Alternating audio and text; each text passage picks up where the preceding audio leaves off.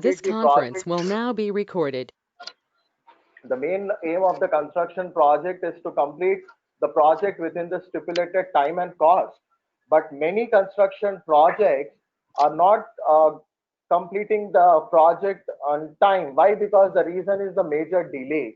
What kind of a delay? Delay in terms of different waste in the construction, delay in terms of disputes is taking between the owner and the contractor based upon the quality issues, or based upon the cost, or based upon the revised bill of quantities.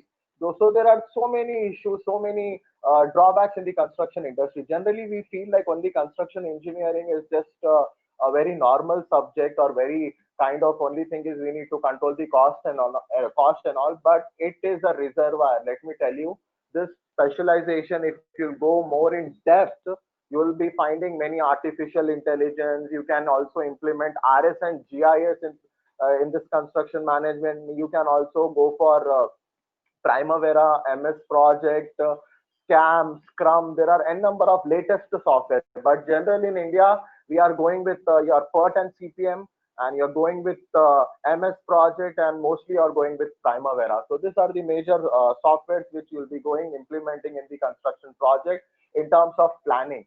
So now going to the introduction, the second thing is like objectives. What are the objectives of construction management? Generally, when you are going to start a project, the main aim of the project is you'll be setting up the duration. At what date you are going to start the project, and what is the likely date of the completion of the project. So before this, on the background, you'll be doing a lot of homework. What kind of an homework? Like you will be estimating the budget of the project, you'll be going for the estimate, you'll be going for the preparing of the bill of quantities, you'll be going for the contract documents, you'll be going for the tendering, you'll be going for the selection of contractor, and the most essential thing is you'll be going for the cost analysis, because the budget plays a very important role. If you want to start any big project, the owner, the client, make sure that he is having a sufficient funds to start up the project. That plays a key role. If he's not having the sufficient funds, at least 50% funds also, he can start up the project, and rest of the 50% maybe he may take the bank loan and all. So that is the first important thing. And the second important thing is planning. Planning and scheduling is a very important essential functions of project management. So that plays a very key role in the construction project.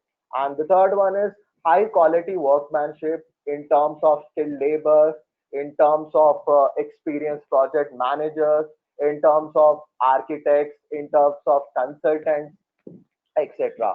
And the foremost thing is, I mean, in an organization, if you are having a teamwork, then I am sure you can do wonders.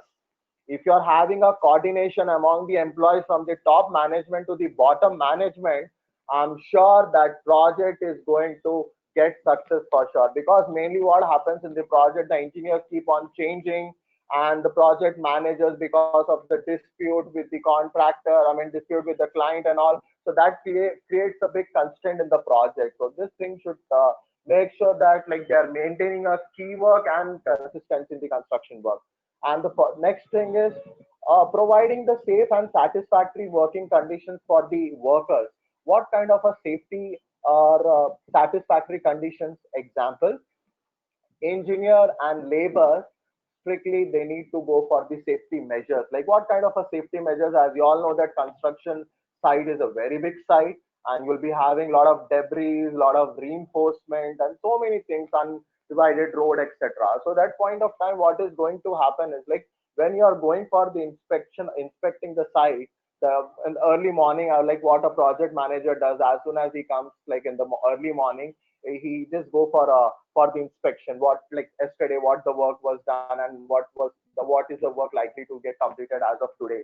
So that point of time, they should wear safety helmets, safety shoes, and project manager make sure that he's appointing a safety engineer in the construction site, one or two safety engineers, which is monitoring the entire construction site from the morning to the evening, whatever the time which is like construction workers are working in it.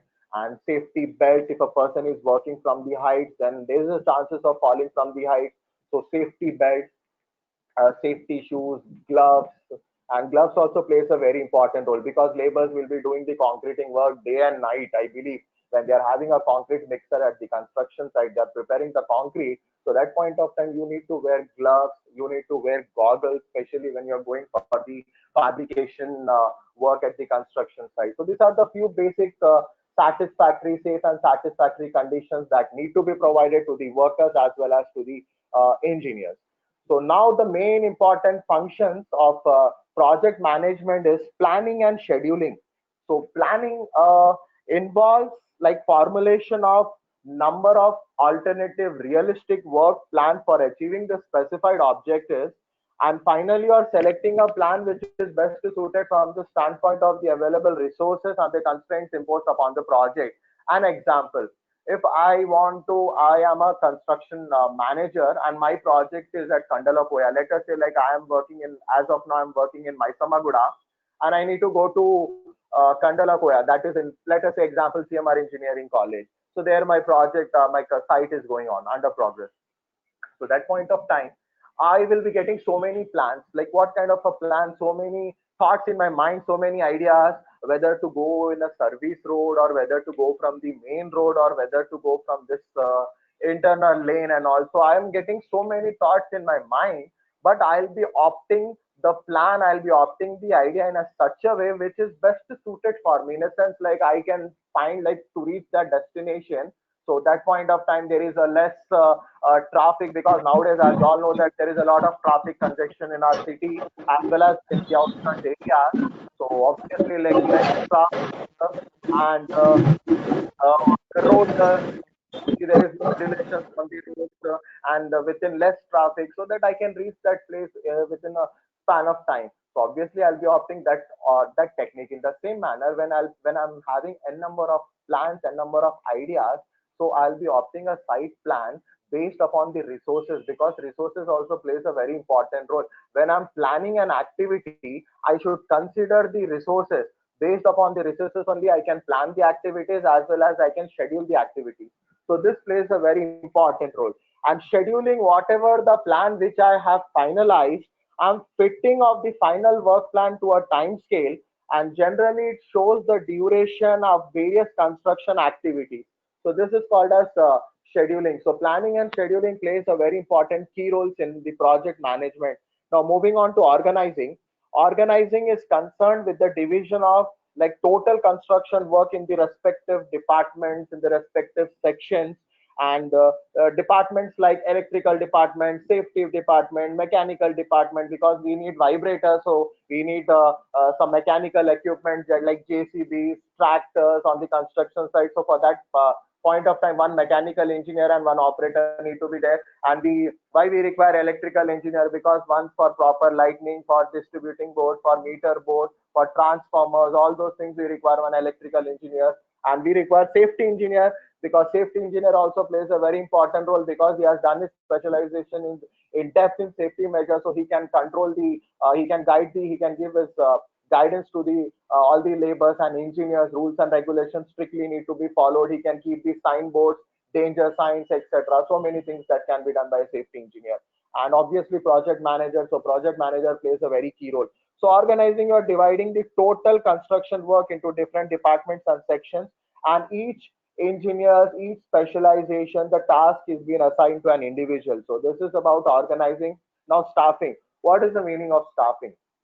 Staffing is recruiting the right people, arranging the staff courses, going for the assessment of the staff, like what are the assessment of the staff. For an example, if any junior engineer or trainee engineer is being hired in the construction side and is not having much experience, so it is the duty of a senior engineer, it is the duty of a project manager. He should arrange some staff training courses for the junior engineers, as it is done in the government organization and in the well reputed firms like Nagarjuna Construction Company and L&T, where like students will get the placement in their final year and complete 2 to 3 weeks. Nagarjuna Construction Company and L&T will be keeping some arranging staff training courses, so that they will be knowing the complete norms. And basically, the main essence and the main resource for a civil engineer is the drawing.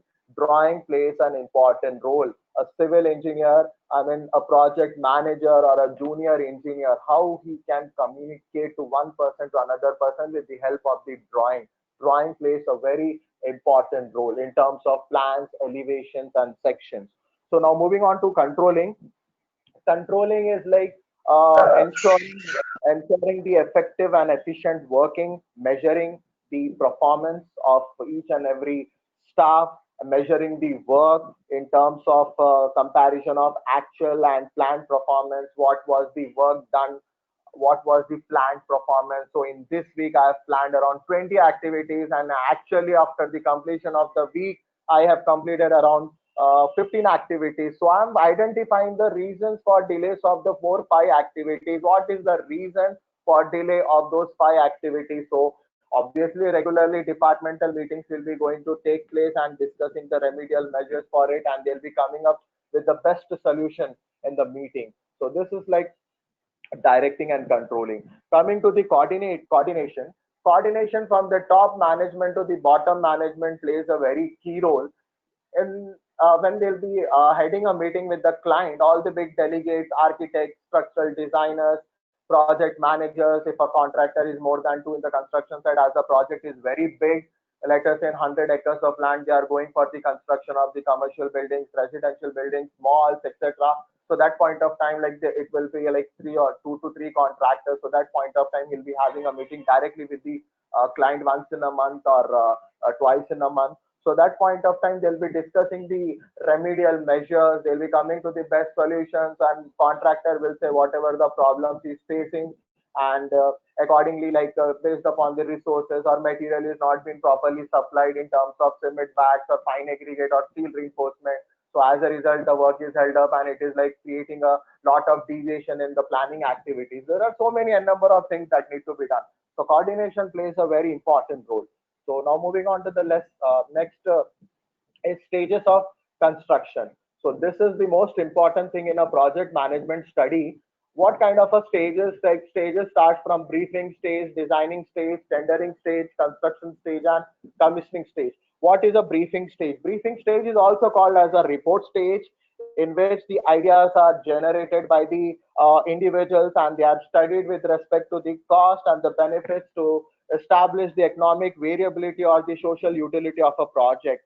As a civil engineer, like any civil engineering project will begin with a thorough investigation in terms of its scope and economic feasibility, because this is the preliminary stage. In this preliminary stage, what they are going to do, there are so many activities that will be assigned in terms of, like, they'll be appointing a project manager, they'll be appointing a project committee member, and they'll be appointing the various geotechnical engineers who will be collecting the soil samples, and they'll be going for the field test and lab test, and they'll be giving their reports. So based on that, the architect and they based on that, the structural designer will go for its design. So like that, there are so many important things that will be coming under the briefing stage. And next one is the design stage. The design stage is also called as a planning stage. Planning of a residential building. So what is the duration is required for planning, a complete planning about the project? Like in short, you are giving the complete master schedule of the project, because this is a very important stage in the field of construction, because any modification is done in the project after the once the work gets commenced, then that will be really very expensive. So that need to be done. It makes sure that the activities in which they will be developing the project summary for the final adoption of the most suitable alternative things like cost, duration, etc. And also they'll be going for the detailed design in terms of working drawings are prepared from the architect plan, going for the specifications, going for the bill of quantities, going for the final cost estimate, and going for the different construction planning and scheduling. So this plays a very important role in planning. And tendering is a very interesting thing actually. In tendering, in this stage, what happens, like tenders are called by the owner, and the contract is awarded for the best available agreed mutually terms and conditions by the owner's team and the contractors. Because a local advertisement, in the local advertisement, there'll be in the local newspaper, they'll be giving an advertisement stating that the cost of the project, and there are so many interested contractors will quote for the project, they'll be bidding for the project, and finally the owner will be selecting the contractor whose bid is lowest bid and it is satisfying all the terms and conditions in tendering. So this plays a very important role. Now moving on to the construction stage, after all the three stages, in the construction stage is a very important, and I may say that it is a very critical stage, because what am I planning and what am I getting actually? Now I am planning an activity, but actually I am not getting the result, the output as per, because the schedule and the planning activities I am not achieving as per my schedule. So that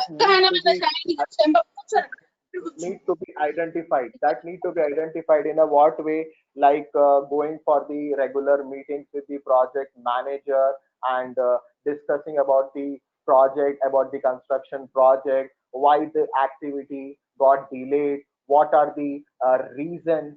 Well, because of, now you may say, like, in because of the climatic conditions also, like, as you know, now in the mid of the peak summer, especially in the month of March and April, because of the high temperature, labors cannot work in the mid climate. So that point of time, a very smart planning engineer, he will be planning the activities in a such a way that point of peak time he may divert the labors to other works. Like, let us say already some 5 6 floors building is constructed, then he can engage the laborers for going for the construction of superstructure works, like brick works, plastering works, painting works. There are so many works that need to be tracked, because you cannot say based upon only the climatic condition my work got delayed. This is the major reason. Obviously everyone knows that in the month of March, April and May, obviously, like, temperature will be really very high, and you know very well, June, July and August, rainy season. So accordingly, based upon the natural climatic conditions, you should, like, smartly plan the activities, so that again you may not go for the revision of the activities. Only delay may take place for one or two activities, or maybe for 1 week, but not for the entire month. So likewise, you need to go for the planning. And finally, the commissioning stage, it is the stage in which, like, the performance of the structure is evaluated, and like the maintenance and repairs are being considered, because the purpose of this stage is to ensure that the construction work has been completed as per specified in the contract documents. And what are the various activities like that can be involved in this stage are, like, to keep the various records of actual work, to inspect whatever the test they have done. So they are making a record copy, let us say compressive test, let us say slump test. So likewise, whatever the test, concrete test they are doing, they are maintaining one record as a quality check. And you can also go for the prepare, like, operating operations and maintenance manuals. And you can also carry out the test for the various performance for water table test or foundation test, etc. So likewise, in the commissioning test, you are going for the evaluation of the performance of a particular structure. So now moving on to the resources of construction industry. Resources of construction industry, like men, material, manpower, funds, space, and machinery. For any project that need to be planned or scheduled, or you're taking any project, any software. So these things, basic things, are very essential. Material in terms of fine aggregate, coarse aggregate, cement, brickworks, painting works, etc. There are so many materials in the civil engineering, like shuttering, bar benders also need to require to mold the steel in the desired shape and the size.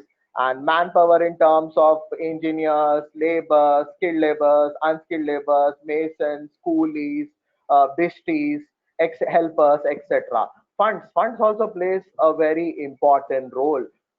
Sufficient funds need to be should have to give a kickstart to the project. If you are not having the sufficient funds, then it becomes a very difficult thing, because later on you may face the difficulty, because every month, in the form of running amount bill, contractor will claim his bill in the form of running amount bill one for the first month, second month, third month, fourth month, fifth month. So owner should see, owner maybe one or two or a group of owners, they should see that they are having the sufficient funds, based on that, then only they can start up the project, because initially they need to give to the designers, to the architects who will give the designs, to the estimators, to the quantity surveyors will be going for the taking out the estimates from the drawing. So many things need to be planned. So funds plays a very important role. Space and machinery. What kind of a space also plays a very important role. Space, like whenever if you are working, like for storing materials you require space, for providing yards for barbenders, carpenters, repair works or site office or labor camps, etc. So for that you require space. So space also plays a very important role. Now moving to the machinery. For any construction work, you require very different various plant and machineries, like excavators, JCBs, dumpers, and concrete pumps, batching plant, mixtures, workshop equipments, etc. So for this you require a different space. So this plays a very important role. And one more thing is like power also, because power also plays a very vital role. Power is like giving the connection, electricity light for lighting purpose and all. If you're working at night in the you're going for the construction concrete program, that point of time sufficient lightning should be provided in the construction site in order to provide the accident. So this also plays a very important role. So this is the resource of the construction industry. And now what is the role of a construction manager? He manages, supervises, responsible, principal, planning and schedule. If I'll say what is the role of head of the department, or if I say what is the role of a principal, so obviously principal is the overall responsible person to the management. He should make sure that all the activities, all the academic activities and research activities are going on the track, and they are going and they are getting the output. In the same manner, every head of the department is also having the departmental responsibilities towards their employees, towards their respective students, etc. So in the same manner, what is the role of a construction manager? Construction manager plays a very important role. He is the responsible person to the owner gives him the complete authority, and he should make sure that work is being executed as per planning, as per the scheduling. And also he is also responsible for the safety of the employee, safety of the labor. And as a project manager, he need to inspect labor camps, regularly visit. He need to see whether, like, in which condition laborers are staying, what is the water, food they are having, and about the hygienic things and all, because this plays a very important role. Because if they are affected with dengue, then that will widely spread in the construction side, and as a result it may lead to death also, it may lead to serious things also. So this need to be considered. And also he should coordinate with architect, he should coordinate with structural designers, because if they are finding, if a execution team is finding any kind of deviation or any kind of an obstacle or constraints in the project, so that point of time immediately he should call the consultants and make sure that that drawing is being rectified and modified, so that again they can execute the work on the same particular place. So likewise he has to monitor, he has to control, he need to coordinate, and he need to also measure the performance of the activities and measure the performance of the staff. He need to handle the quantity surveying department, he need to handle the planning department, he need to handle the store department.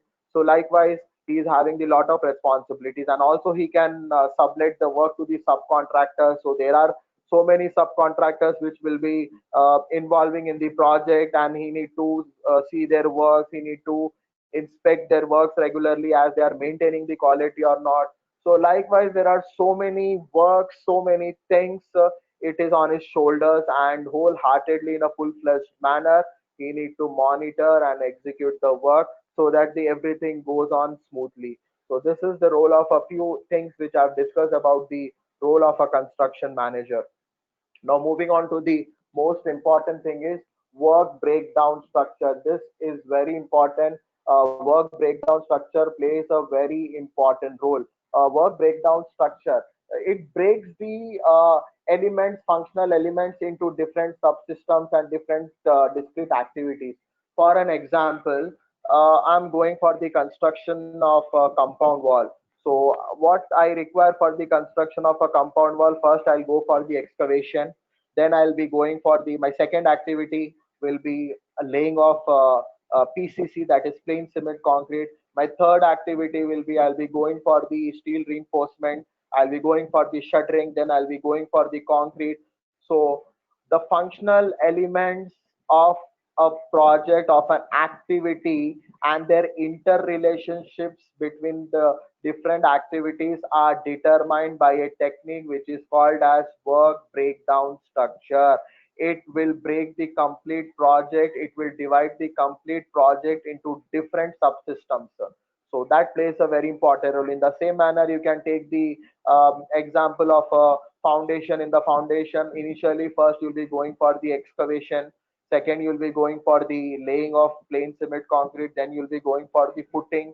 Once the footing is completed, then you'll be going for the backfilling, then you'll be going for the, after the backfilling is completed, then you'll be going for the raising of columns, slabs, beams. So likewise, so this is about the work breakdown structure. An example, you can see the construction of a house which is being divided into three different phases, that is internal phase, foundation, and external. In internal, all that electrical and plumbing works will be coming under internal, and foundation, all that the civil engineering works will be coming under the foundation, and external, all the masonry, finishing, painting, all the works will be coming under the finishing works.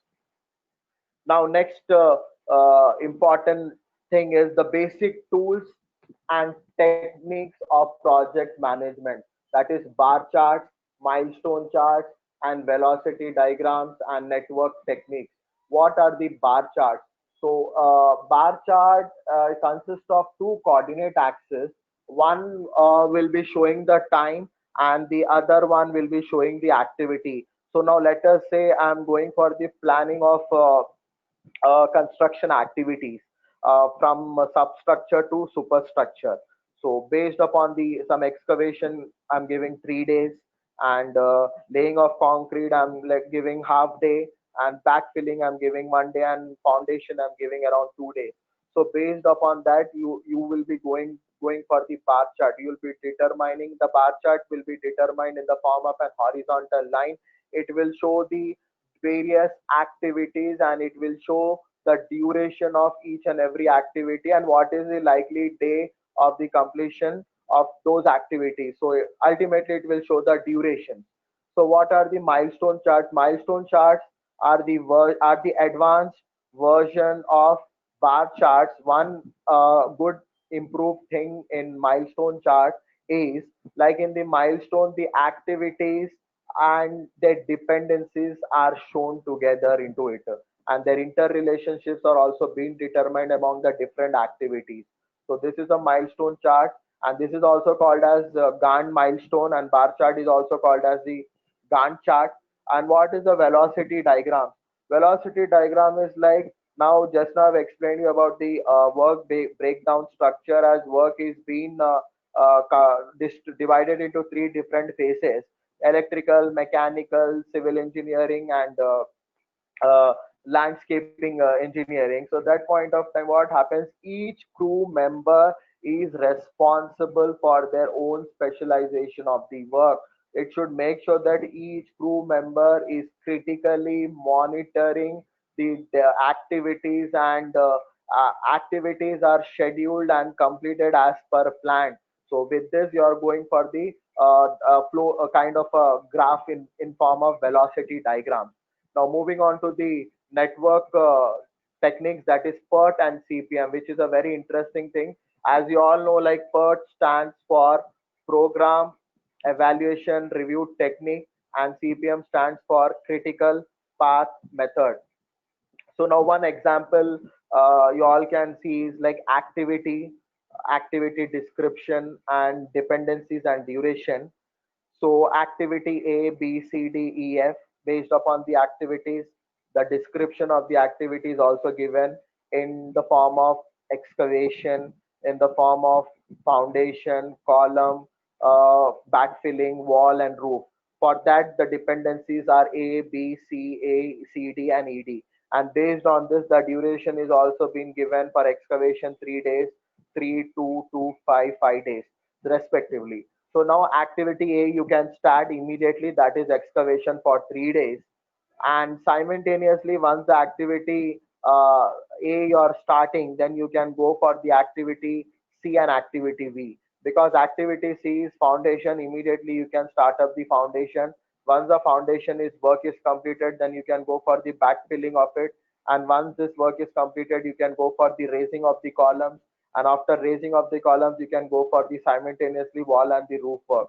So in the same manner, it is depicted in the form of bar chart and example, which you can see. The x-axis is the duration and y-axis is the activities in terms of job.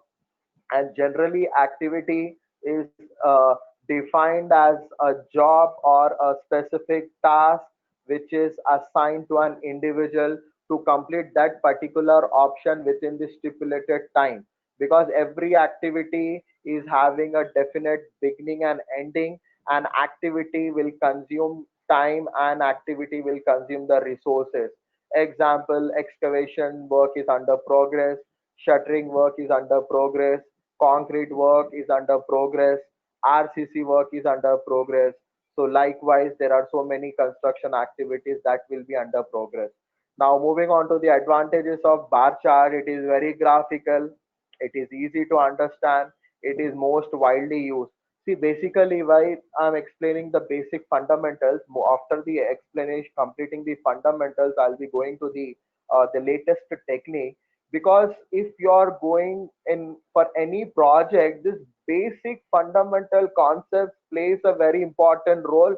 No matter if you're going for the planning in Excel sheet also, this basic fundamentals like critical path, PERT, CPM, earliest start time, earliest finish time, what is event, network. So basic fundamentals plays a key role in planning a project, and you'll be understanding. And when you're going for the learning of MS Project and Primavera software, so this basics will polish you, and within a fraction of days you'll be perfect in those software.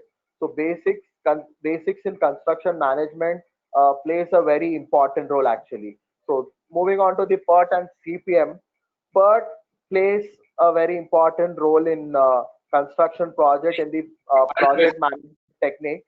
As I told you, PERT stands for Program Evaluation Review Technique, and CPM stands for Critical Path Method. What is a critical path? What is the difference between PERT and CPM? PERT, the activities, PERT is event oriented and CPM is activity oriented. Now, what is the difference between an activity and an event? As I told you, an activity is a task or job or operation which is assigned to an individual, and each individual engineer.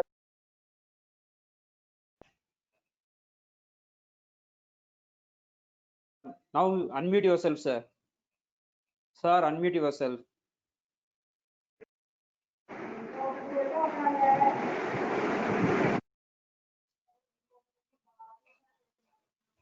Sir, Hussain, sir.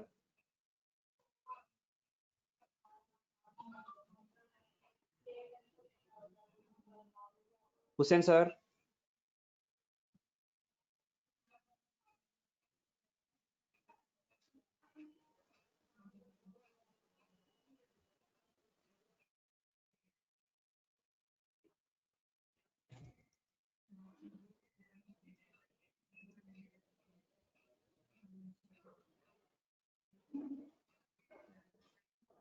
Hello, sir. Can you hear me? Yes. Now proceed, sir. Proceed. Okay, where I was, sir? Like which point I was discussing? I mean, which slide? So Still, yeah, CPM part. PERT and CPM. Yeah, let me just 1 minute. I'm just opening my PPT again. My PPT is gone.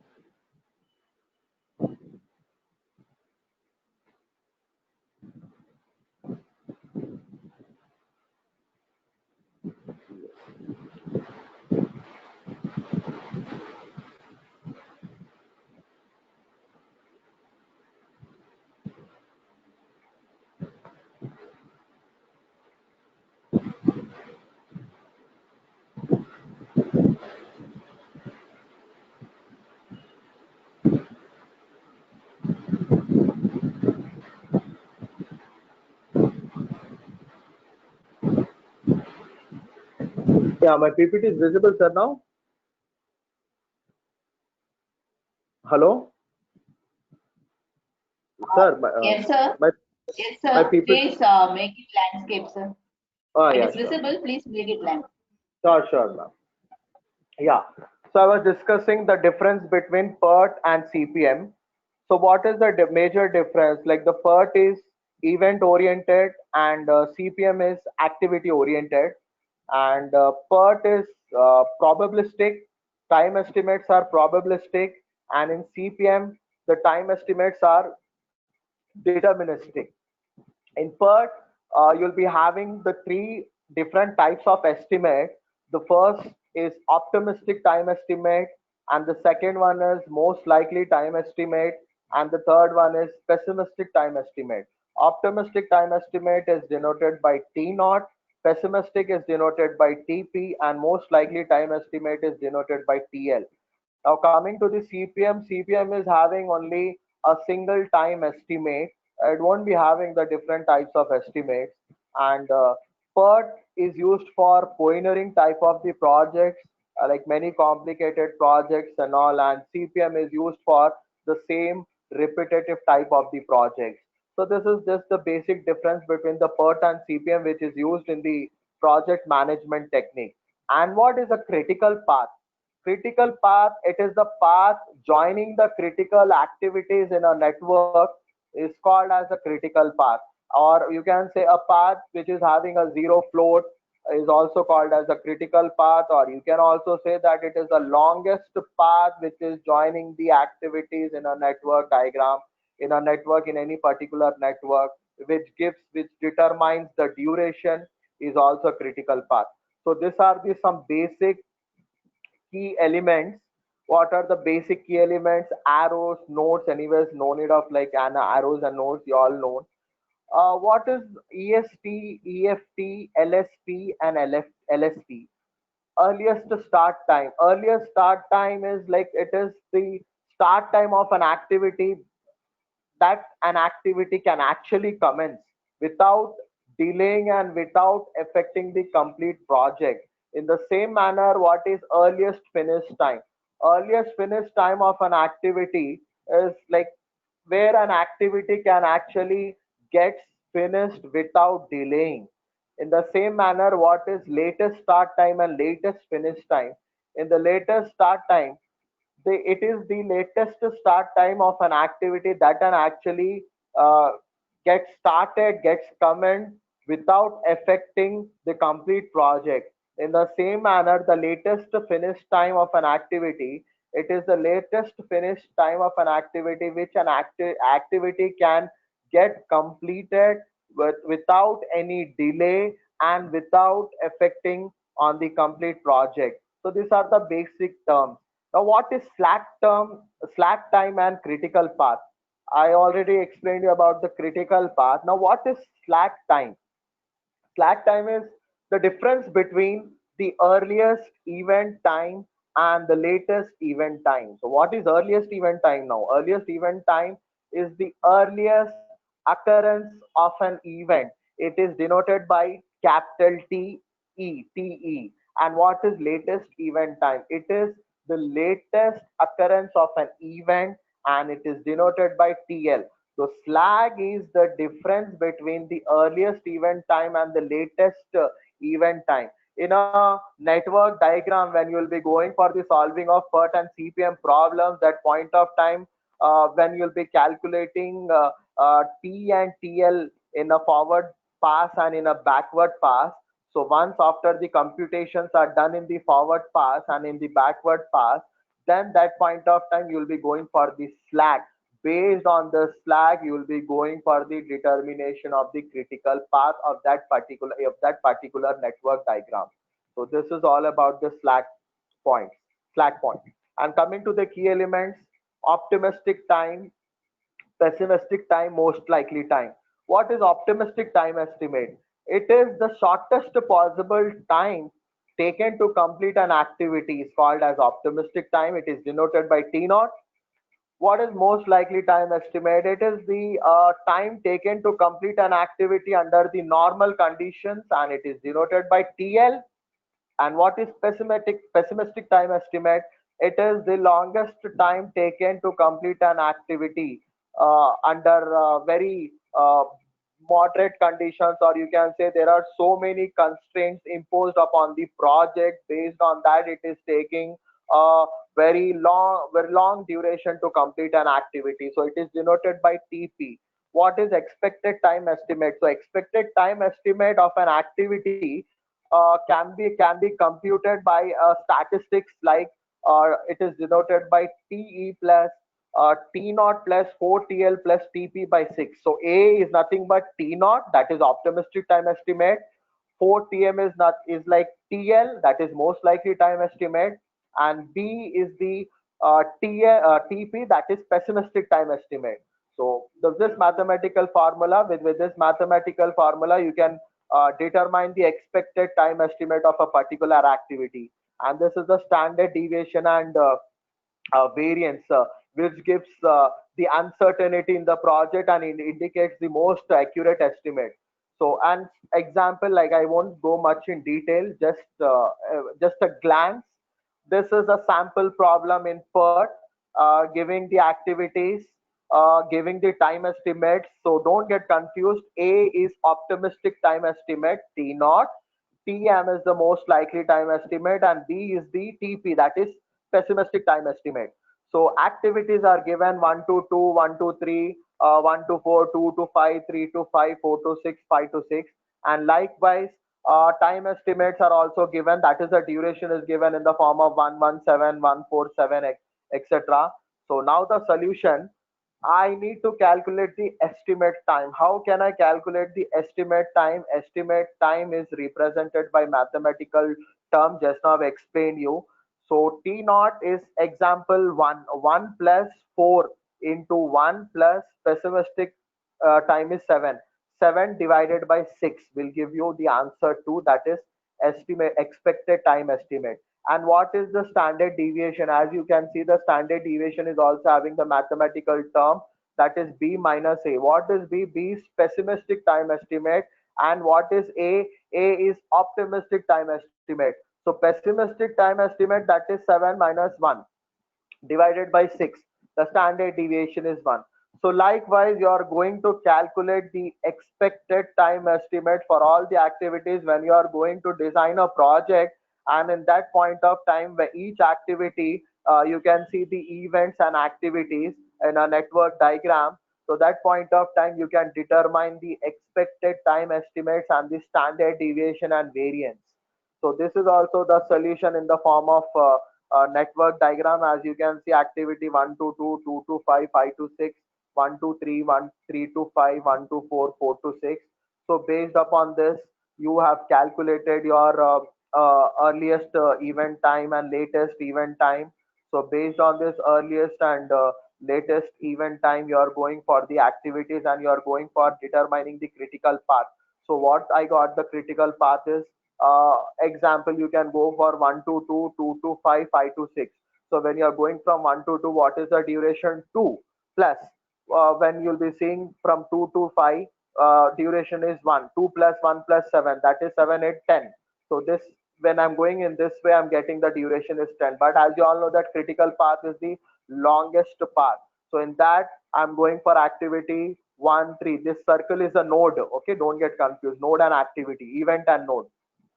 So 1 to 3, the duration is 4, and between 3 to 5, the duration is 6. So 4 plus 6 plus between the active events, the duration is like what? Yeah. So 7. So 4 plus 6 plus 7. This is the longest path which you can see in the critical path. So I am getting the three critical paths. As you can see the figure, 1 to 2, 2 to 5, 5 to 6 is one critical path. My second critical path is 1 to 3, 3 to 5, 5 to 6 is my second critical.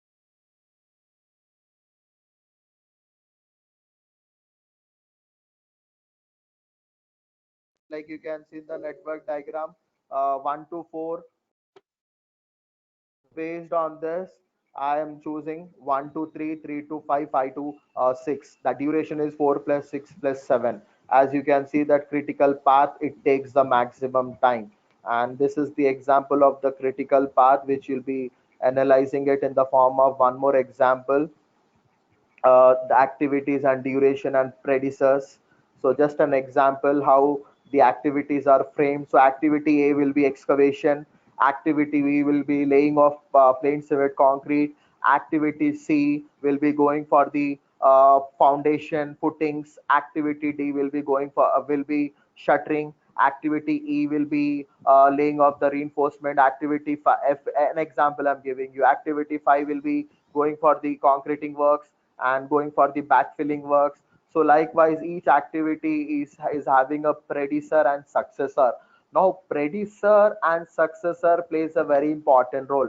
Successor means after the activity is completed, you can start a new activity. Predecessor is like once the activity, you have to complete the activity beforehand, then only you can go for the next activity. Unless and until you don't complete the activity, you cannot proceed further. So in short, I may say predecessor and successor are like forward pass and backward pass. This is the solution as you can see in the slide one, and how this activity, the event, the duration is provided, the predecessor that is 2, and this is my third. You can see the activities are having A and B. In this, you can see A, B, C. So I'm not going much in detail. You just see the solution as we don't have the time. I need to discuss about the last planner system also. So this is the diagrams you can see, the solution, and how finally I'm forming a network, a complete network. This is the complete network. Once the complete network is done, so based on that, this 0, 0, 11, 2, an example I give you. So how I got this value 2. Initially, when you are going to start, the, the basic value will be 0. So 0, and this 2 is time estimate, expected time estimate. Just now I have explained you. Time estimate is TE, that is T naught plus 4TL plus TP by 6, optimistic, pessimistic, and most likely. With that mathematical formula, I got this value as 2. So based on this, with that mathematical formula, when you'll be seeing activity between 2 to 5, I got 1, I got 2. Now initial value, I'm taking it as 0. So I'm going in a forward direction. That is forward pass. Computations are made in the forward direction from the left to right for calculating the earliest event time. So for calculating the earliest event time, I am going in the forward pass. So 0 plus 2. So on the node, you can see I got 2. This 11 is nothing but you are going on the backward direction. After the computation of forward pass, when you will be coming in the backward pass, when at the time of calculating the latest event time, that point of time you will be getting the value as 11. Okay. So depends upon the generally to solve a PERT problem, the basic thing is you all should be perfect in earliest start time, earliest finish time, latest start time, latest finish time, earliest event time and latest event time, and the critical path and slack. So these are the basic terminologies. If you're perfect, then you can manually also you can calculate the problem. If you're not having a knowledge in a Primavera or a MS project, in an Excel sheet also you can calculate the duration, and you can determine the project duration roughly. So this is the same critical path. So I'm opting the duration 1 to 4, activity critical path as 1 to 4, 4 to 6, 6 to 7, and 7 to 8 as critical path, as it is taking the maximum time. This is the example by analyzing it. Now moving on to the our this was the first part was the basic fundamental about construction management. Construction, I may say it's not like construction management, it is construction engineering and management. So whatever the terms I have explained you from the starting point of time till now, that were the basics in construction engineering and management. Now coming to the lean construction, this is a very advanced technique, and especially if any research scholar in construction engineering and management is going for this particular area, or is particularly opting this topic, then of course this will be really very fruitful for him for his research, because this is a very innovative technique and very advanced technique in the construction engineering and management. As lean construction is a project management technique, generally it aims to maximize the performance at the for the customer at the project level, and it is also clearly setting the objectives. What kind of an objectives? Once the objective is set up, so based on that, by default, execution and planning and monitoring and coordinating of all those activities is going to take place by default. So based on that, ultimately you need to satisfy the customer's requirement, what actually my customer is expecting. In the same manner, now let us say, like St. Peter's Engineering College is one of the well reputed engineering college, and I'm sure in a very short span of time, within a couple of 5 years or maybe less than that, it may get the deemed university status, as now it is already approved by UGC as an autonomous institution. So in the same manner, what why students will opt St. Peter's Engineering College? Because their like infrastructure is really good, and they have sufficient doctorates, research work is fabulous, and R&D works are taking patents, publishing research papers, conducting webinars, FDPs, and also evaluating the performance of each and every individual students. Result analysis part, pass percentage is really good in all disciplines. An example. So many things are there. So parents obviously they'll be opting the St. Peter's Engineering College. So parents and students are the resource for the institution. In the same manner, if you are maintaining a very good quality and your planning and scheduling is good, and the construction side you are going for some sample villa, already a model villa you have constructed, and you are giving an advertisement through marketing in the local newspapers, through brochures, etc.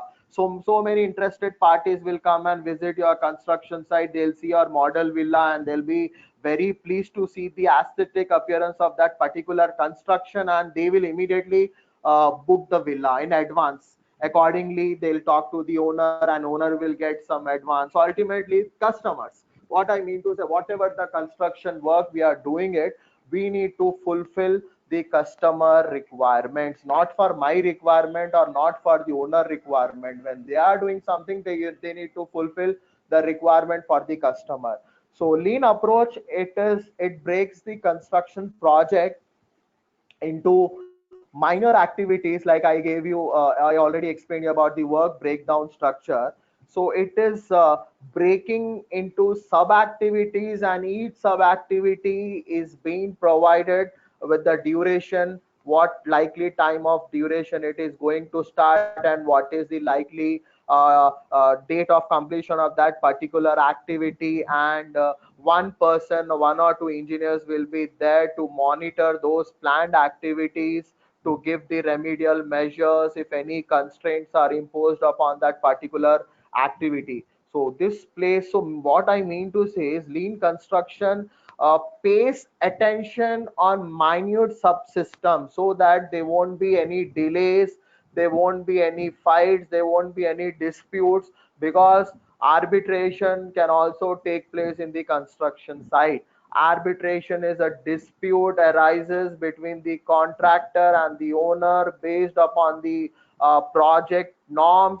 As like owner is not satisfied with the contractor's work, as is not maintaining a very good quality at construction site, and he's delaying the work, he's not having a sufficient resources, he's not having a sufficient engineers to monitor the work. So likewise there are so many things. So that point of time, one arbitrator will be there to settle the dispute between the owner and the contractor. That is a third party. Instead of approaching to the court and law, they are going for an arbitrator. So arbitrator is hearing their things, and he is the final decision maker, and he'll make sure that at the end of the time the dispute is being resolved between the owner and the contractor. So these are the basic things. Now what is like lean construction? Lean construction mainly aims to increase the productivity, to plan more efficiently, and to improve productivity, so that by default delays are reduced, and to follow a proper sequence, and that sequence is followed throughout the construction work, and till the completion of the project they may get the positive output from that sequence. And accurate planning, uh, contacting, consulting the quantity surveys, taking the quantities as per the labor requirement, as per the masons, as per the technical labors, as per the engineers. They are going to plan the activities, they are going to schedule the activities, and based upon the manpowers, the work is being distributed. And the second last one is coordinating the n number of multiple interdependent activities of like construction activities. So now the most important technique from last lean construction, which is like I'm introducing, is last planner system. So now what is last planner system? Last planner system, it makes the project programs more predictable and increases the chances that the projects will flow and the works will be completed on time. It is a project management technique, and it is using a project plan. It is already having a project plan where day-to-day activities of the construction are being monitored by engineers, and if any constraints are there, then and there itself they are getting that constraint and discussing with their project manager to get a remedial measure for that particular solution. So immediately it is going for the daily framework of the activities. And what is last planner system? Like it's been used to manage both the system. Last planner, I'm not telling you that it is a software. Let me be clear. Last planner is a system which I'm introducing, which belongs to the family of lean construction. So with the help of Excel sheets, with the help of MS Project, with the help of Primavera, with the help of Scrum, with the help of bar charts, with the help of milestone charts, with the help of velocity diagrams, I can give the rough schedules, I can give you the Excel sheets, whatever the activities are designed by me. So I can use it without any software also. If I am having a basic knowledge in Word and Excel also, I can you go for it. So it is like preparing the construction list of activities, going for the sequence of construction activities for the final preparation of the task. So now in the last planner system, planning and controlling plays a very vital role, which which defines the criteria and creating the strategies to aim and get the output. Output is like whatever the aim you have achieved, like aim you have planned, like to complete the project within the stipulated time. So based on that particular aim, you are going for the completion of the activity will be your output. So at the same time, control also make sure that events will occur in a such a way that like you are planning some activities in a sequence wise, in an order wise, or in a hierarchical way. So now what is the necessity of last planner system?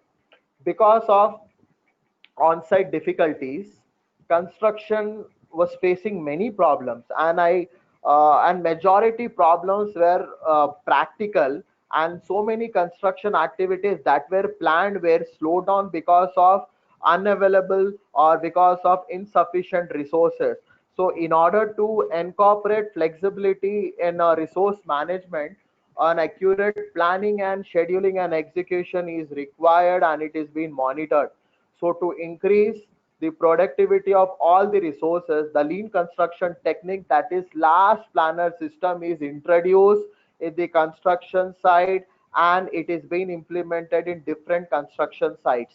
So I just took one case study also, so that you briefly you'll be understanding what is a last planner system. So this is the methodology which I prepared. So the methodology starts with your daily actions. What is your daily actions in terms of non-participant observation, in terms of participant observation, in terms of documentary analysis, in terms of interviews, in terms of questionnaires? Again, this is being sub-classified into site activities, project meetings, project progress, about discussion of project managers with the owner, about the planning team, about the quantity surveying team, about the project participants, etc.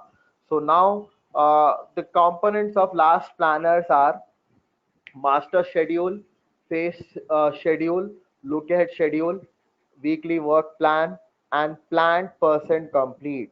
Now coming to the master schedule. What is master schedule? Master schedule is the overall plan of the project. I am giving the complete schedule that is being approved by the owner, by the authorities, by the delegation, by the contractor, by the owner. In a meeting, I am showing a planning manager is showing the schedule, and that is being approved by a group of representatives. So that is the master schedule. So master schedule is the overall project schedule of the project. Phase schedule. What is phase schedule? In the master schedule you can see all the activities, and it is not sure whatever the schedule you prepare, exactly in the same manner you will be achieving your targets. It is highly impossible. As like a specialized person, even I can say, but you can do justice and you can learn so many things from it. So likewise, phase schedule is like divided into two or three different phases, like substructure phase, where you are assigning all the construction activities are executed in substructure phase, structure phase, superstructure phase, and finishing phase.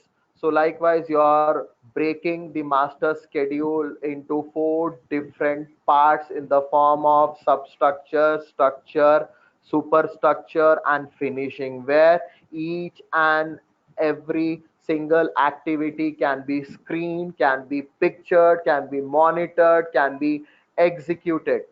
So look at schedule. What is look at schedule? It is an intermediate level of planning. What like an intermediate level of planning? I'm going for 4 weeks or 6 weeks of look ahead schedule. So let us say I'm planning for 1 month. So whatever the 1 month you're planning, that will be coming under the look ahead schedule. You're looking further what need to be planned next and what need to be achieved next. So moving on to the weekly work plan. So in short, look at schedule is the intermediate level of planning. So weekly work plan is like assigning the weekly assignments, monitoring the activities weekly wise, whatever the construction activities that are planned for a month. In a month you have 4 to 5 weeks, that also you'll be seeing each week what is the plan and what is the actual performance of that particular activity. So this weekly work plan, this daily activity, weekly activity is measured by a tool that is PPC, that is planned percent complete. So planned percent complete is defined as the number of planned activities divided by total number of planned tasks multiplied by 100. So this will be expressed in percentage, and this will give you the actual percentage of the plan. So now moving on to the last planner system, how the system works.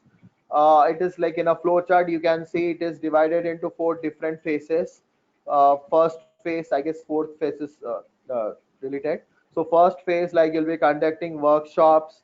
In second phase you'll be going for the short term planning, and in the third phase you'll be going for the weekly work plan, and in the fourth phase you will be going for the PPC, that is percentage plan complete, which is a tool to measure the performance of the weekly planning. So in this, the task you are representing is you are going for the training on LP, because when you are introducing the last planner system in the construction site, this is a new approach and holistic approach. So everyone will be coming to know a new approach. So for that you need to give some seminars in the construction site with the construction team, which comprises of the owner, architects, structural designers, electrical engineers, plumbing engineers, mechanical engineers, and construction and engineers, civil engineers. So you will be explaining the features of last planner system, how the components of the last planner system will be beneficial, and how the targets can be planned, and how you can meet the targets with the components with the best essential features of last planner system. So identification of responsibility of a particular project, you will be having site in charges, in charge 1, in charge 2, in charge 3, in charge 4. So likewise, you're assigning the authority, assigning the responsibility of a particular site in charge, and that site in charge is also having some junior engineers under him and some laborers who are working under him under different structure and superstructure works. And the second thing is you will be going with the interviews with the project managers, because based on the interviews you will be coming to know are they really following any planning and scheduling practice in their project. Because generally you are saying like we are getting so many delays in the construction project. So for encountering delays, what kind of a delay it is actually, so for that an accurate planning and scheduling is required. So actually going to coming to know, are they really going for planning, are they really going for any project management software. So likewise you will be coming to know with the interview when you are having an interview with the project manager and your senior engineers. In the same manners, moving on to the second phase and third phase, you will be getting so many construction activities where you will be finding reasons, incomplete reasons, identifying the reasons for incomplete assignments. You will be calculating the PPC. You will be also preparing activities which is coming in the upcoming weeks, and you'll be going for the constraint analysis. Also you'll be going for the pre-planning stage and post-planning stage. So likewise this is the model development of last planner system, and this is also model development which you can see. Let us, I'll not make this figure as like complicated, only you're concerned with the design criteria, that is your project objective. So my project objective is to complete the project within the specified duration. So with this, I'm going for should. What is should? Should is the master scheduling and phase scheduling, where the overall project plan is prepared. From that, again, you are breaking the complete project into 4 different phases in the form of pre-planning, in the form of substructure, superstructure, so structure phase, substructure phase, structure phase, superstructure phase, and finishing phase. So can, what is can? Can is look at, you can see that circle.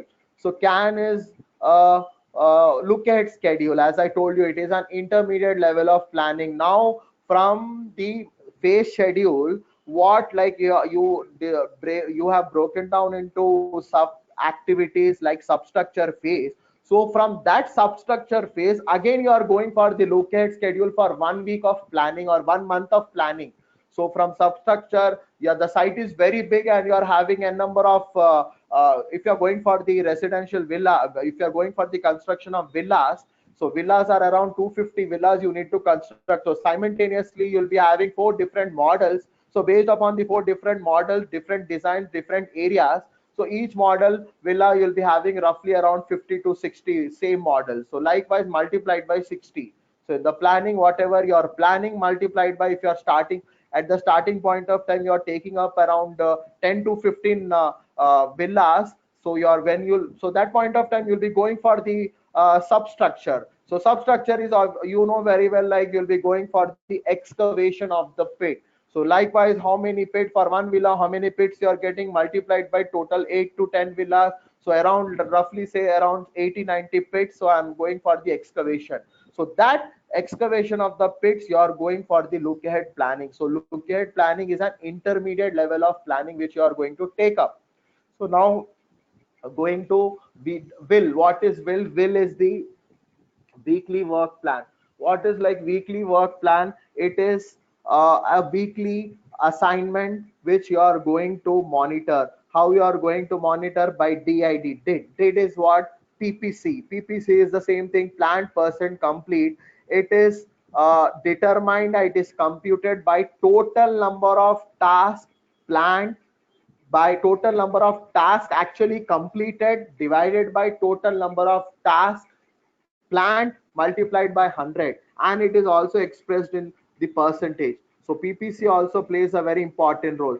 So this is the data analysis. So for data analysis, when you are really implementing your last planner system in construction industry, or when you are going for your research work, especially those who are those specialization is construction engineering and management, for them this data analysis plays a very important role. What kind of an important role? You will be framing the questionnaire on your own when you'll be working in the construction site for 6 months. If you are taking one case study, in case study you are going and monitoring the activities, you are consulting your project managers, you are having an interaction with the site engineers, with the employees, or with the laborers, with the masons. So that point of time you'll be getting a clear cut idea and which thing they are lagging behind, and what is the resources they are really going for the resource leveling or resource smoothing, etc. So likewise, in short, data analysis, you'll be going for the design of the questionnaires, and questionnaire may be in the form of asking the questions or taking the interviews, or questionnaire may be in the form of the multiple choice questions. So in order to validate your questionnaire, whether your questionnaire is generally valid, so in order to valid your questionnaires, a Likert scale is being used. So Likert scale comes from the family of the design research methodology, from the statistics. So with this, the Likert scale, you are using it and you are implementing in your questionnaires to measure the performance, to measure the access of the views of the participants. So I'll just show the Likert scale. The Likert scale is what is RI? That is the ranking indices of importance. Ranking indices of importance, that is RII, is given by X bar by K. X bar is the mean, the point on the Likert scale. The maximum point on the Likert scale you can go for 5. 1, 2, 3, 4, 5. So you are giving 5 different options. Now I'll just explain you how 5 different options you'll be giving. Now let us say like IIT Hyderabad. IIT Hyderabad, option 1, excellent. Option 2, very good. Option 3, good. Option 4, bad. And option 5, none of the above. So in the same manner, when you are designing a questionnaire, so likewise this 1, 2, 3, 4, 5, the points will be accessing the views of the participants. So likewise, the questions you need to frame and you need to provide the things in the Likert scale. And for the interpretation of the ranking indices of importance, it is categorized from the highest to lowest.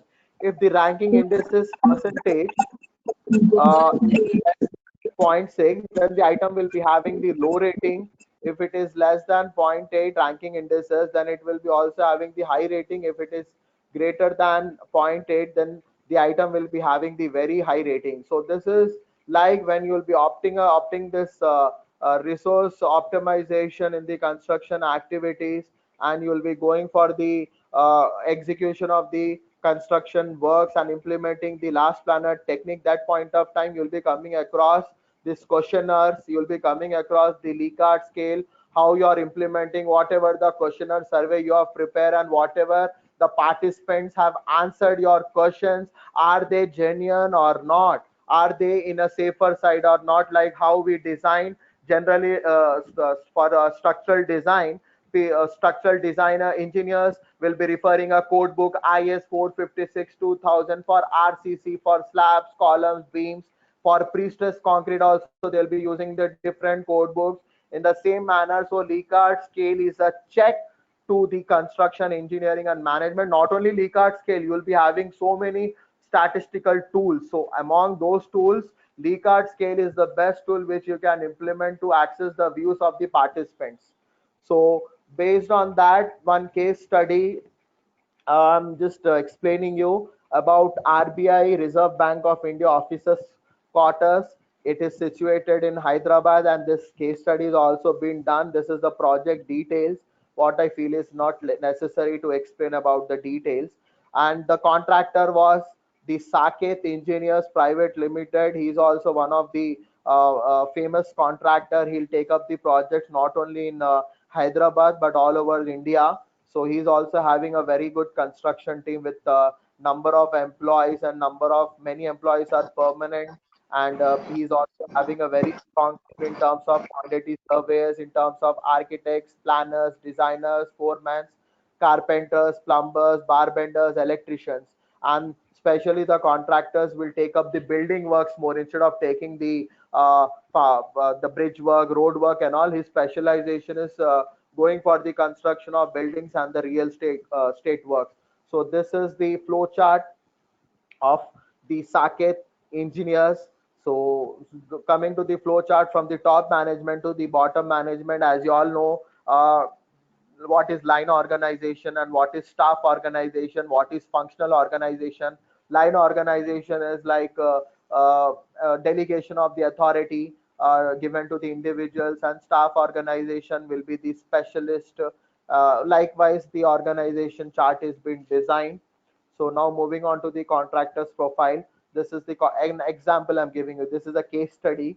So this is the contractor's profile. He's having so many years of experience and his specialization, and he's having an average number of employees for one particular project. Now your actual last planner system implementation starts.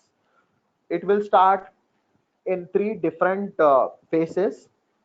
The first one is pre-implementation phase, second one is implementation phase, and third one is post-implementation phase. Now, what is pre-implementation phase? In the pre-implementation phase, you will be going for the data collection process, where you will be, again, it is being subdivided into non-participant observations and interviews. And how you'll be going for the implementation process? You will be going for the participant observation, and the second one you'll be going with the documentary analysis about the project documents, about the records, etc. And the third phase is the post implementation process. Within this third post implementation process, you will be having the different questionnaires, like I told you, like questionnaires, you'll be framing the questions, and so many questions are framed, and accordingly you will be going to the construction team, and likewise the construction team engineers will be answering your questions in the form of the questionnaire survey, whatever the pro forma which is being prepared by you. So that is also one thing. So now coming to the pre-implementation. What is pre-implementation? So as a researcher, as a last planner, uh, I went to the construction site, XYZ construction site. So in that construction site, mainly I have focused in four to five different activities. First one is current planning. Second one is site meetings. Third one is coordination, and fourth one is communication and relationships. So based on this fourth site activities, I got my output. So what is my output? As I came to know from the non-participant observation, like without interacting with the project participants and keeping a complete eye, generally now final year students will be going for the internship. So it is not compulsory that they have to interact with the engineers. One or two engineers, they may interact, but they can also observe the work and monitor the work. They can also see what is the sequence of the work they are following, how the resources are being allocated to different activities, etc. So what was the output of this? I have found like labors and materials were not properly coordinated, and daily and site meetings were not taking place. And third one is like site coordination work is not properly coordinated. And communication and relationships, there is a no good communication channel, that is no good coordination from the top management to the bottom management. And as well as there is no gadgets like walkie talkies are being used to communicate, because the construction site is very big. There is a problem of network issues like your mobile phones. As we know that we are having the mobile phones, but at some point, at some place, we'll be facing so many network issues. If a project manager or construction manager need to convey an important message to that particular engineer, so he need to have a source. Walkie talkie is the best thing. You can see the cops, Telangana cops, like they'll be, all the cops in general, they'll be having the walkie talkies. So their boss will be keep on saying, assigning the jobs and tasks to them, and they have to perform those tasks. So walkie-talkie also plays a very important role.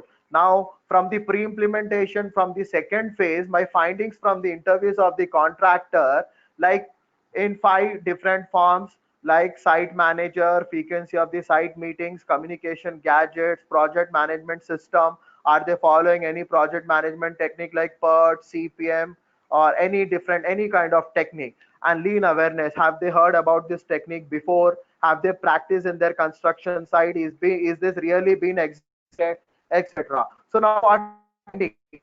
Like meetings are not held daily. My findings of the construction site. This is a live case study I've done, so I don't want to reveal the case study where I've done. So these are just the findings. So based on the findings, like meetings are not held, and the second one is based on the site engineers were coordinating, and third one is communication gadgets like walkie-talkies are not used, and project management system nil. They are not practicing any planning software. They're not using, they're not going for MS Project, or they're not going for Primavera, or they're not going for PERT and CPM technique. And lean awareness, they heard about lean construction, but this lean construction they have never ever practiced. So these were the findings. So likewise, in pre-implementation, now you'll be getting an idea about the non-participant observation, whatever your findings from the construction site. Because let me tell you, this last planner system is purely a practical study. It is not at all a theoretical study. As a planning engineer, you'll be going to the construction site and you'll be seeing all the activities, and you will be seeing the output of it. So this is purely a practical study. So now moving on to the my second phase, that is implementation phase. Now I'm going for the implementation of the last planner system.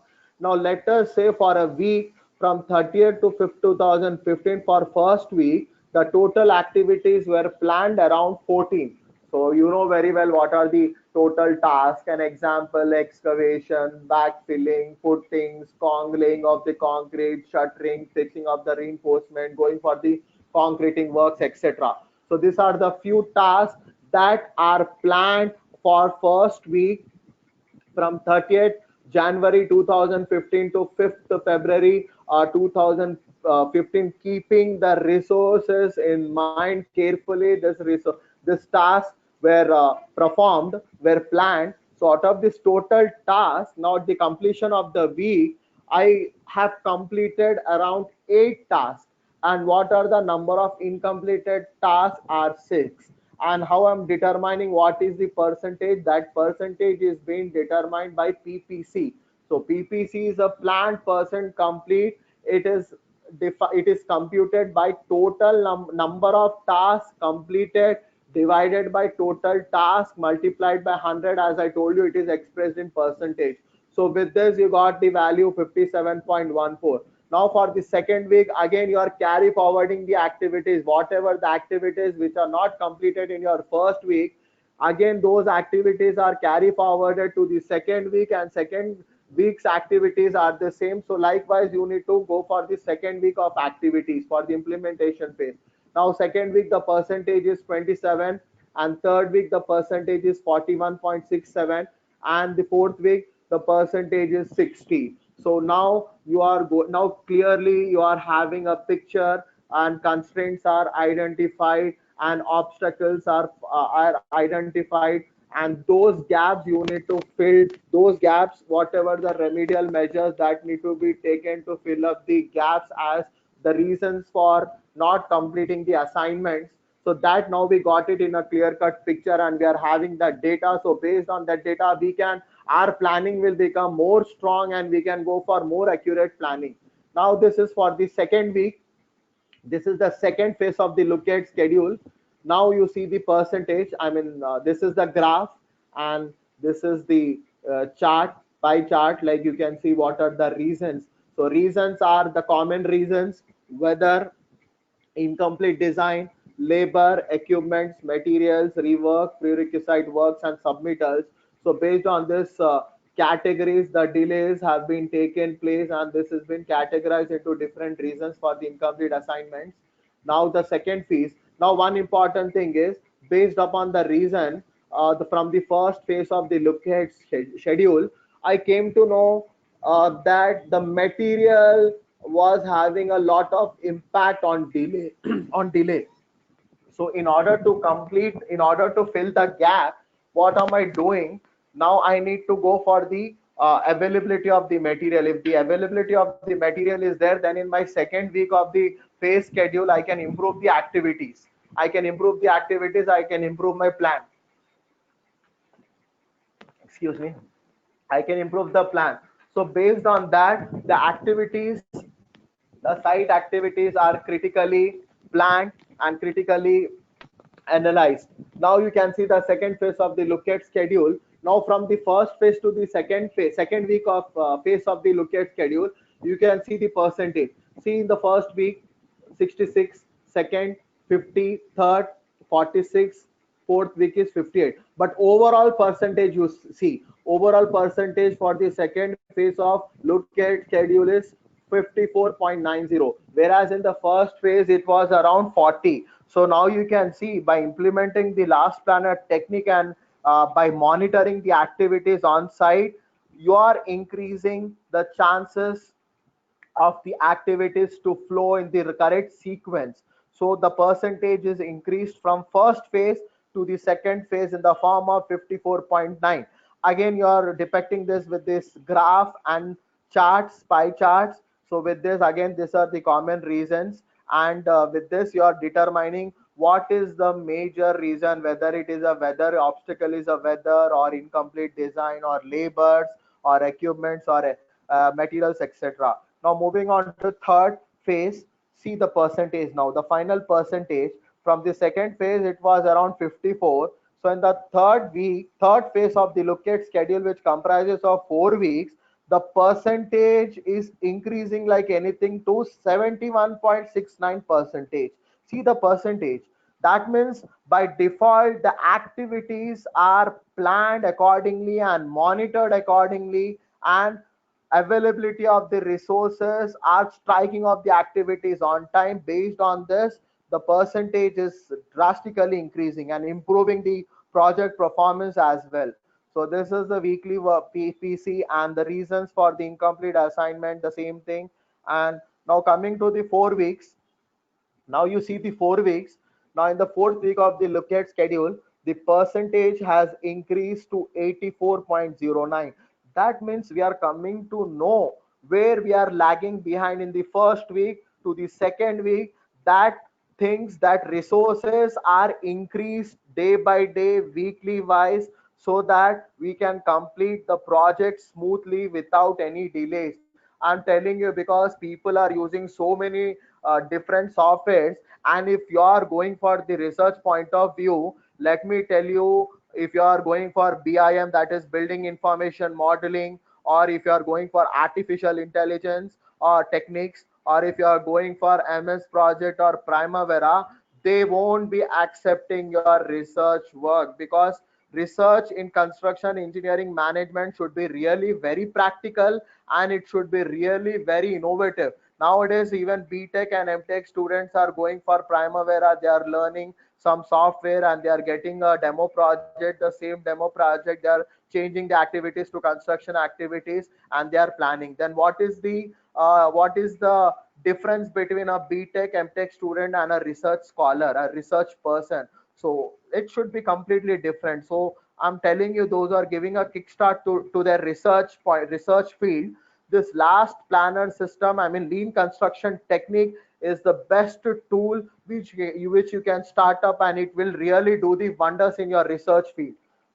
Because I have done the last planner system, so I got the output and I got appreciated by well reputed professors from well reputed institutes all over India at the time of my RRMs, that is research review meetings. And with their knowledge, I just growed myself like anything. And now, like, I cannot say that I'm perfect. I am also on the learning stage of this process. So whatever the knowledge which I am having, I'm just sharing with you all. So if anyone is like giving a kickstart to this research work, this technique is really very beneficial for you and very resourceful for you. So now moving on to the reasons for incomplete is over. So now my phase one is over in the form of pre-implementation, in the form of non-participant observation and interviews. And second phase is also completed in the form of implementation of the project, in the form of going for the look ahead planning for 4 weeks. It's not like 4 weeks, you can go for 6 weeks also. Now my third is the post implementation process. So what is the third is post implementation process. I prepared a questionnaire. I've designed a questionnaire based on my literature survey from year 1990 to 2015. So based upon so many studies, I have designed a questionnaire survey, and that got approved from the well-reputed project managers from well-reputed organizations or construction firms. So with that by taking that questionnaire survey, I reached to this construction site, where I found it like only technical respondents were 24, because I want only technical persons to fill up the data, not a non-technical person. Technical person in terms of a trainee engineer, junior engineer, senior engineer, or any level of engineer, a project manager, including project manager. So I have found out from contractors team there are 13 engineers who were actively working on the construction site, and I participated. So 13 contractor engineers participated. From the client side also there were 4 engineers who were monitoring, and from the subcontractor team also there were 4 technical engineers who were doing the work, and from the suppliers team there were. So altogether this is only the respondents. The questionnaire which I prepared, I've designed, that is the respondents. So this respondents uh, team were 100%.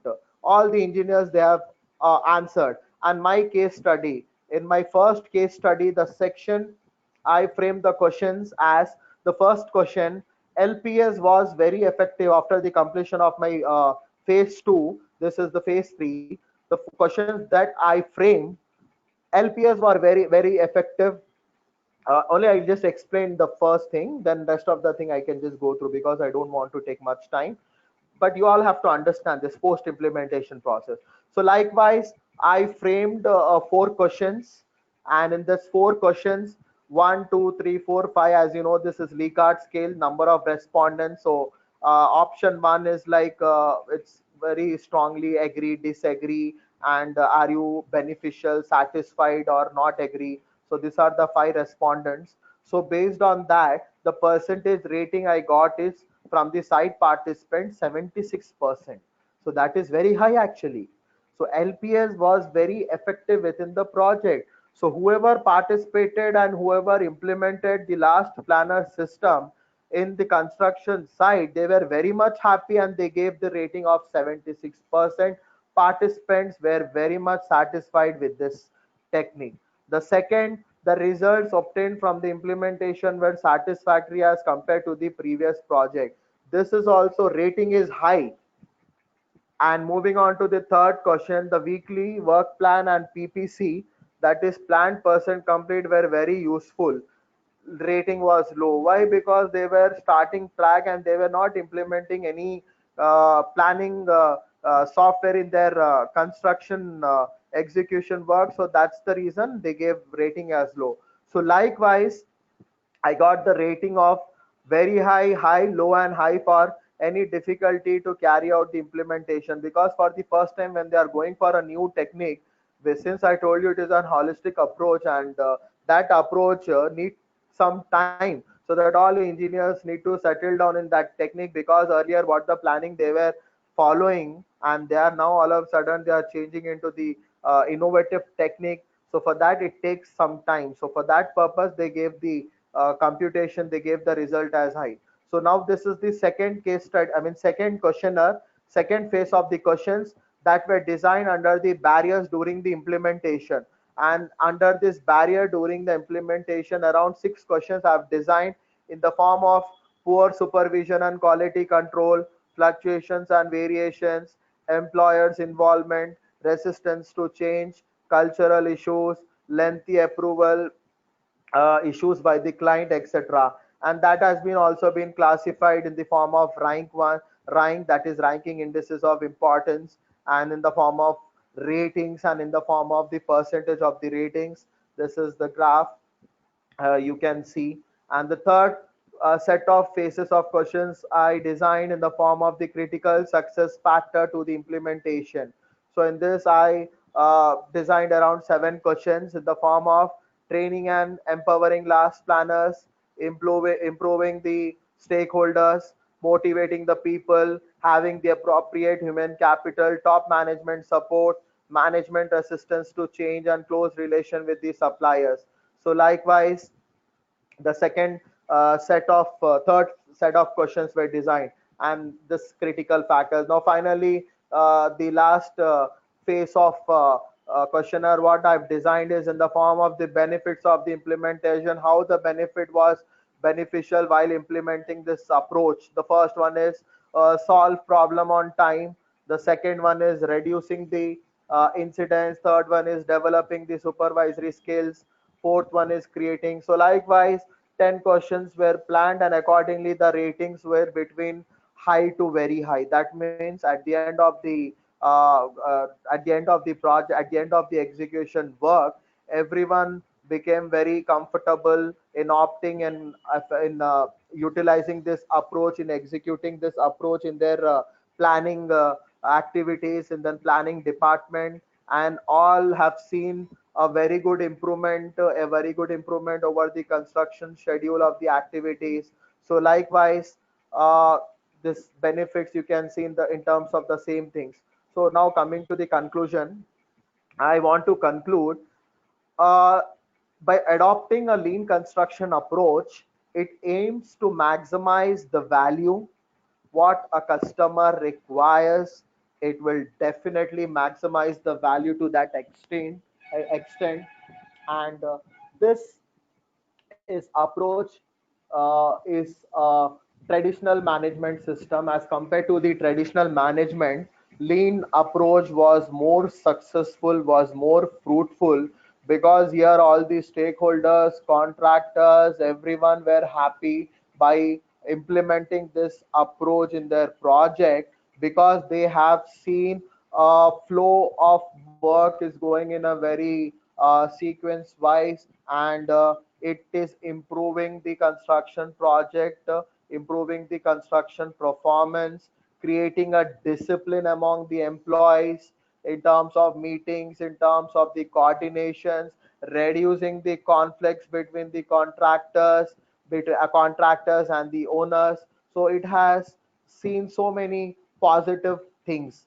And by implementing the last planner, which is a tool of the lean construction, like you can improve the cost, quality, and time, because for any construction, engineering, and project management, it the main aim of the project will be your duration, or will be your cost, or will be your quality, or will be your safety measures, or risk. Also risk plays a very important role. So risk is just a part of the thing. If at all, if you're not having the resources, or if you're not having the safe following the safe and safety measures in the construction, so that point of time this option will be there in risk. Anyways, I have not gone for that much in detail with the risk. So it should be kept in mind that the last planner system practice needs to be very efficient, because it is very useful tool and technique. It will communicate from the top to the bottom management, and mainly it aims to for communication, collaboration, cooperation. By these three technical terms you can achieve, and you can enhance the productivity, and you can achieve the goal.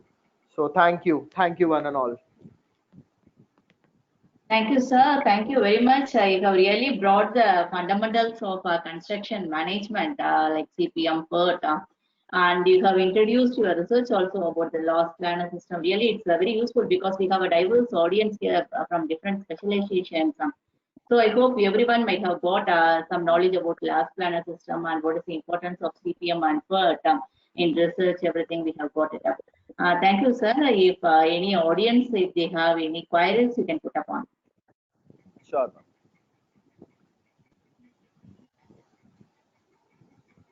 Any queries, please? You can unmute yourself. Please, if you have queries, you can call upon. I hope there is no queries, sir. Thank you. Thanks a lot, sir. Really spending the time for us and doing with the mobile and with all, in spite of all the troubles, you have given a very good presentation. Thank you, sir. Thank you very much, sir.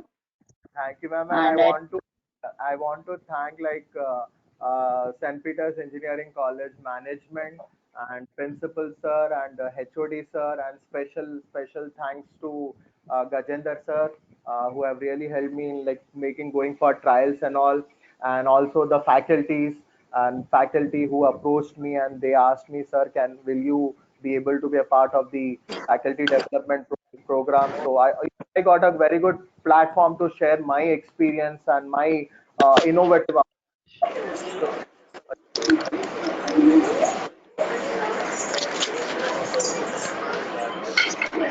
Ma'am, Hello, yes, ma'am. just something. we are unable to use that feedback form, ma'am. Ma'am, please copy and paste it in the Google link. You will be able to use it. Yeah, ma'am, sure. Sorry for the interruption, sir. Yes, sir. No problem. Okay, ma'am. Thank you so much. And in future also, if I'll get an opportunity, surely I'll come and I'll motivate students also. Sure, sir. Sure, sir. We are looking forward. Thank you, sir. And dear participants, we'll be having our next session by 2:30 p.m. With one more interesting speech by Dr. Venkata Ravi Babu Mandala, Associate Professor NIOD on Geospatial Technologies in Rural Development. Thank you, participants. Please kindly fill up the feedback form, what is given there. It will be activated now. So you can, after the session, it will be activated. You can fill it up within 15 minutes. Thank you, sir. Thank you, everybody.